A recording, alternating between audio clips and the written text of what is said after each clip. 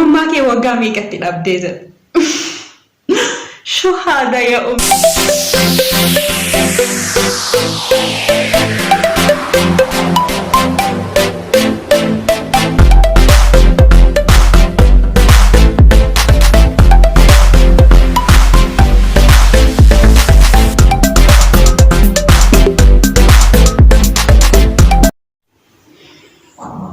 Ashamaa harka fuunee kabajamtoota hordoftoota Didaa TV biyya keessaaf biyya alaa kan jirtan nagaan waaqayyoo lafa jirtanitti isiniif baay'atu akkam jirtu nagaa keessanii ani obboleettiin keessan nagaa fayyaa guutuun qaba warra nan beekneef Naatoo TV jedhama chaanala Didaa TVtiif haarawaa kan taatan subscribe gochuudhaan maamila Didaa TV ta'uu hin dagatinaa isiniin jedha.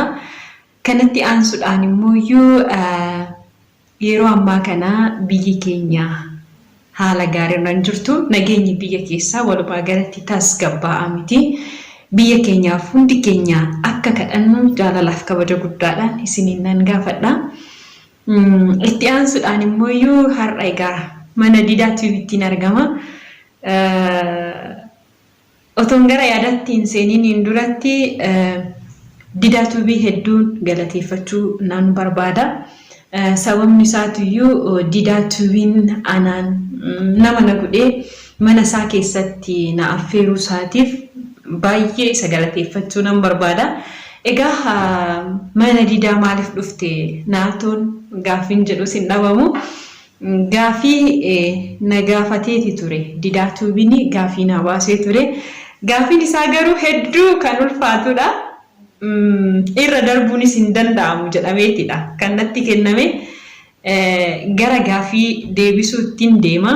Gaaffiin maal jedha deebiin Naatoo maal jedha kan jedhu hanga xumura viidiyoo kanatti akka nu hordoftan jaalalaaf kabaja guddaadhaan isiniin nan gaafadha. Obbolaa koo hedduu sin jaaladha immoo gara gaaffii darbine maal jedha nageenyi waaqayyoo sifa ta'u Naatoo TV akkam jirta tole nagaa kooti.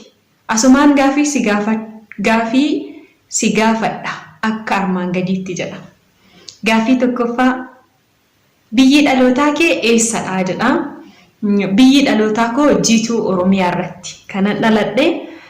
Jiituu Oromiyaa keessaa egaa Oromiyaa keessa kutaan 11tu jira. Kutaa 11 sanan keessaa ani intala Arsii Bahaatitti kanan dhaladhe guddadhe jechuudha. Gaaffiin itti aanu YouTube irratti maal hojjechuu yaada jedha. Yaada qabda jedha. YouTube irratti wanti hojjechuudhaaf yaada qabu amma sa'aatii kanatti gola madaamii keessa waan jiruuf wanta dhalootaaf ni ta'a jedhe irratti hojjedha. Akkasumallee YouTube keessa seentanii laaluudhaan hubachuu dandeessu walumaa galatti. Gara fuulduraatti immoo karooraaf kaayyoo guddaan qaba yoo waaqayyo jedhe. Isa sanas immoo kanuma waliin laallu ta'a. Walumaa galatti waan hin taane irratti hojjechuu koomumaayyuu hin barbaadu. Waan dhalootaaf ta'u irratti hojjedhe namni 3 namni 2 yoo laalee itti fayyadame isatu na gammachiisa waan ta'eef waan bareeda hojjechuuf barbaada jechuudha. Gara fuulduraatiitti illee kan isiniin jedha.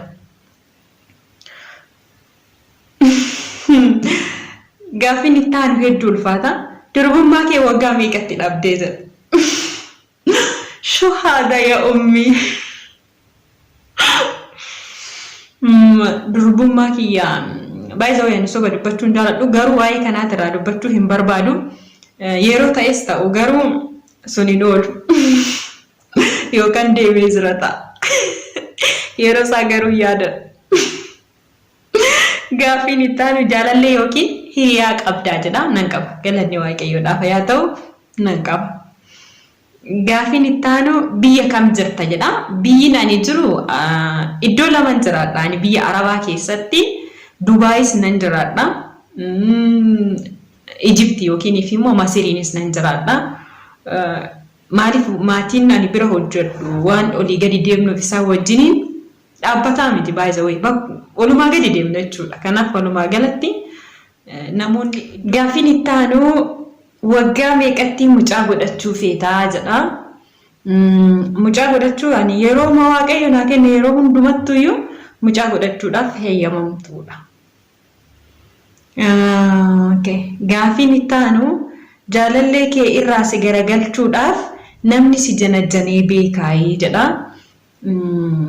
Namni hin jira hin dubbata namni egaa keessa namaan beektuu keessa qabattee nama laatti jedhe gootni keenya haceeni namoonni sin beekan waan ta'eef jaalala si gaafatu otuma beekanillee kan si gaafatan jiru. Ani garuu sanaaf eeyyamamtuu biti.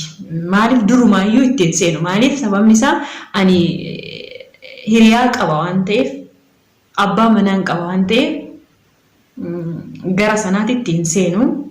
Dabalataan immoo wanti asumaan dubbachuu barbaadu ani konfidensii tokkoon qaba. Jecha wayiitu maal jedha? Dubartii ogeettii dubartii cimtuun rigaadha. Dubartii immoo akkasumaaniifuni buruushii caammatiidha.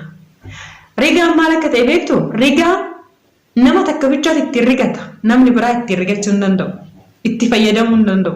Buruushii caammaa garuu hundumatu ittiin xaragachaa deema. Achiinis dhiirris dubartiinis hunduu itti xaragachaatuma deema. Kanaaf ani rigaadha. Kanaafuu konfidensii akkasumaan hin qabuufu namoota akkasumaan haasa'an wajjiniin hariiroo hin qabu. Gaafiin itti aanu jaalallee kee shawwaddee beektaa jedha. Ani jaalallee kiyyaa miti hiriyoota kootuyyuu hin shawwadu. Kana duras hin shawwanne amma boodallee hin shawwadu. Galatoomii dida. Gaafiin itti aanu gaafa heerumte abbaa manaa kee akkamitti kunuunfachuu barbaaddaa jedha. Egaa gaa'ela keessatti jaalallee ofii yookiin abbaa manaa ofii akkamitti kunuunfatta isa jedhuu fi jalqaba irratti erga gaa'elatti seennee ana qofa otoo hin taane namni kamuyyuu dirqama haadha manummaa beekuun barbaachisaadha. Sana irratti immoo abbaan manaa koo maal narraa barbaada? Fedhii abbaa manaa kiyya sana guutuun narraatii eegama. Sana guutuudhaaf immoo abbaa manaa koo sakatta'uun qabaadha. Amala isaa irraa baruun qabaadha. Sana booda akka amala isaatitti isa nan horadha. Abbaa manaa koo immoo seeranan kunuunsa. Nama kamiiniyyuu isa hin qixxeessu. Waan inni alaa hojjetee fidu sanillee seeranan itti fayyadamu. Akka ta'etti hin bittinneessu. Isaaf dubartii amanamtuu fi dubartii jaalatamtuu kabajamtuu ta'uufii barbaada. Innis akkanatti gammadu dhala kootis gammachuudhaan akka guddifannu barbaada jechuudha. Gaafiin dhumateeti jira. Gaafilee kana otoo hin sobinnaa deebisi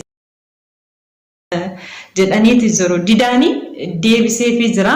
Hanga ammaatti warri na hordoftan baay'ee isin jaaladha. Baay'een isin kabajaa guddaa galatooma. Didaa tuubii jajjabeessuuf hin dagatinaayi. Nagaan naa tura hunda keessanuu.